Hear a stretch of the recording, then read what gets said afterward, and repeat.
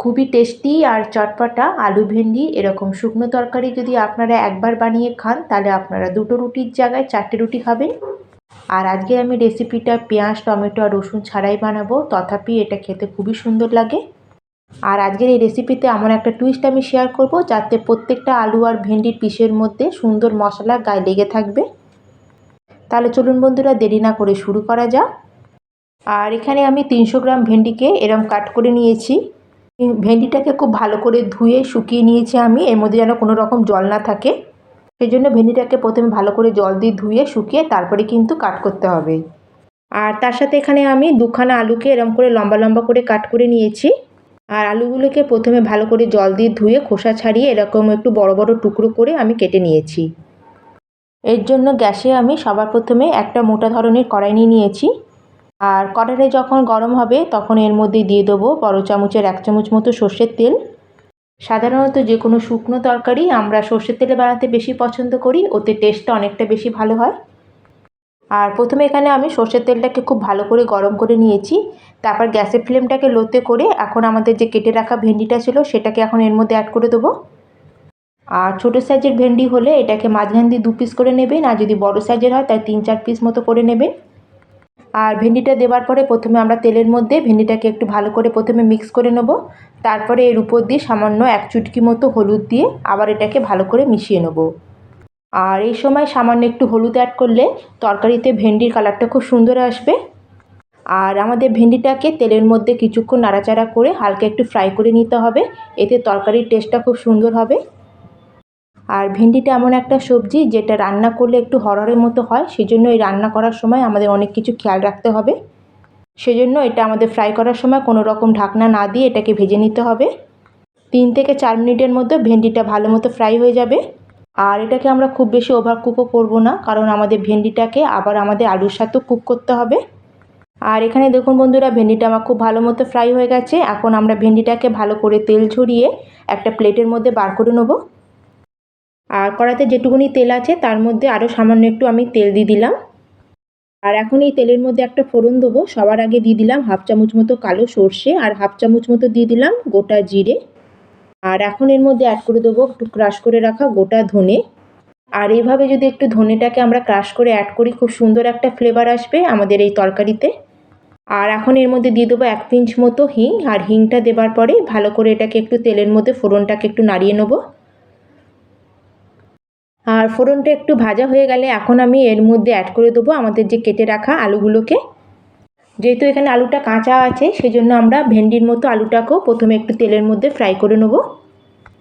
আমরা যে কোনো সবজি বানাই না কেন তাকে যদি প্রথমে একটু ফ্রাই করে আমরা তরকারিটা করি তাহলে তরকারির টেস্টটা খুবই ভালো আসে। আর এখানে দেখুন বন্ধুরা, আলুটাকে আমি তেলের মধ্যে খুব ভালো করে মিক্স করে নিয়েছি। আলুটা যাতে এখানে ভালো মতো ফ্রাই হয়ে যায় আর কোনো রকম যাতে আমাদের এখানে জল অ্যাড করতে না হয়, সেই জন্য এখানে আমরা আলু দেখে আলুর পরিমাণ হিসাবে এখানে আমরা নুন অ্যাড করব। আর ভেন্ডির জন্য আমরা পরে নুনটা অ্যাড করব। আর নুনটাকে আলুর মধ্যে ভালো করে মেশানো হয়ে গেলে আমরা গ্যাসের ফ্লেমটাকে লোতে করে দেবো, আর লো ফ্লেমে এটাকে কভার করে আমরা আলুটাকে ভালো করে ফ্রাই করে নেব। এতে আমাদের আলুটা ভেতর থেকে ভালো মতো কুকও হয়ে যাবে আর অনেকটা সফটও হয়ে যাবে। আর এটাকে আমি কভার করে আলুটাকে ফ্রাই করে নিয়েছি, প্রায় 3 থেকে 4 মিনিট মতো হয়ে গেছে। আর মাঝে মাঝে আমি কভার সরিয়ে ওটাকে একটু নাড়িয়ে নিয়েছি। আর এখানে বন্ধুরা দেখতেই পাচ্ছেন আলুর মধ্যে হালকা হালকা একটু গোল্ডেন কালার চলে এসেছে, আলুটা আগের থেকে অনেকটা সফট হয়ে গেছে। আর আলুটা যখন হালকা যখন এরকম একটু ফ্রাই হয়ে যাবে তখন আমরা আলুটাকে চারিদিক দিয়ে সরিয়ে মাঝখানে তেলের মধ্যে একটু জায়গা করে নেব, যাতে তেলটা কড়ার ঠিক মাঝখানে চলে আসবে। আর এর মধ্যে আমরা অ্যাড করে দেবো আদা। আর এখানে আমি আদাটাকে আলুগুলোকে ফ্রাই করার পরেই অ্যাড করব। আর এখানে আমি 1 চামচ মতো একদম ফ্রেশ গ্রেট করে রাখা আদা অ্যাড করেছি। আর আদাটাকে দেওয়ার পরে এখন আমরা এর মধ্যে 2-3 খানা কাঁচা লঙ্কাকে ছোটো টুকরো করে অ্যাড করে দিয়েছি। আর কয়েক সেকেন্ডের জন্য আমি আদাটাকে আর লঙ্কাটাকে তেলের মধ্যে একটু নাড়িয়ে নেব। তারপরে আবার আমরা আলুটাকে ভালো করে আদা লঙ্কার সাথে মিক্স করে এটাকে আবার ফ্রাই করে নেব।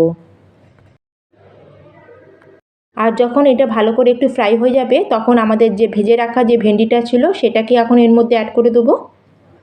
আর ভেন্ডিটা অ্যাড করার পরে ভেন্ডিটাকেও এখন আমাদের ভালো করে আলুর সাথে মিশিয়ে নিতে হবে। আর যখন আমাদের আলু ভেন্ডিটা ভালো করে মিশিয়ে নেবো তখন এটাকে আমরা আবার কভার করে প্রায় 2 মিনিটের জন্য আমাদের এটাকে কুক করে নিতে হবে। আর অন্যদিকে গ্যাসে একটা আমি ছোটো তড়কা প্যান নিয়ে নিয়েছি। আপনারা এখানে ছোট প্যান বা কড়াইও নিতে পারেন। আর এখন আমি এই তড়কা প্যানের মধ্যে অ্যাড করে দিচ্ছি 3 চামচ মতো বেসন। আর এখানে আমাদের বেসনটাকে হালকা একটু ড্রাই রোস্ট করে নিতে হবে, এতে আমাদের আলু ভেন্ডির যে মশলাটা আমরা তৈরি করব সেটা খেতে খুবই টেস্টি হবে। আর তাছাড়া প্রত্যেকটা আলু আর প্রত্যেকটা ভেন্ডির মধ্যে মশলাটা খুব সুন্দর গায়ে লেগে থাকবে। আর এরকম ভেজে যদি আমরা বেসনটাকে সবজির মধ্যে অ্যাড করি, যে কোনো সবজির টেস্ট অনেকটা বাড়িয়ে দেয়। আর এর মধ্যে আমরা কোনো রকম তেল বা কোনো রকম ঘি অ্যাড করব না। আর গ্যাসের ফ্লেমটাকে লোতে করে 2 থেকে 3 চামচ মতো বেসনকে হালকা কালার আসা পর্যন্ত আমরা খালি এটাকে একটু নাড়িয়ে নেব। আর এবার আমরা গ্যাসের ফ্লেমটাকে অফ করে দেবো। আর অফ করে আমরা বেসনের মধ্যে অ্যাড করে দেবো 1 চামচ মতো লঙ্কা পাউডার। আর যেহেতু এখানে বেসনটা গরম আছে, এই গরম বেসনের মধ্যেই আমাদের লঙ্কা পাউডারটাকেও হালকা একটু ফ্রাই করে নিতে হবে। খালি আমাদের খেয়াল রাখতে হবে লঙ্কা পাউডারটা অ্যাড করার সময় আমাদের গ্যাসের ফ্লেমটাকে বন্ধ করে দিতে হবে। আর ভালো করে আমাদের লঙ্কার গুঁড়োটাকে বেসনের মধ্যে মিক্স করে নিতে হবে। আর এদিকে প্রায় আমি আলু ভেন্ডিটাকে কভার করে রেখেছিলাম, 2 মিনিট মতো হয়ে গেছে। এখন আমরা ঢাকনা সরিয়ে এটাকে আরেকবার নাড়িয়ে নেব। আর আমাদের যে ভেজে রাখা বেসন আর লঙ্কার গুঁড়োটাকে সেটাকে আমরা এর মধ্যে টোটালি অ্যাড করে দেবো।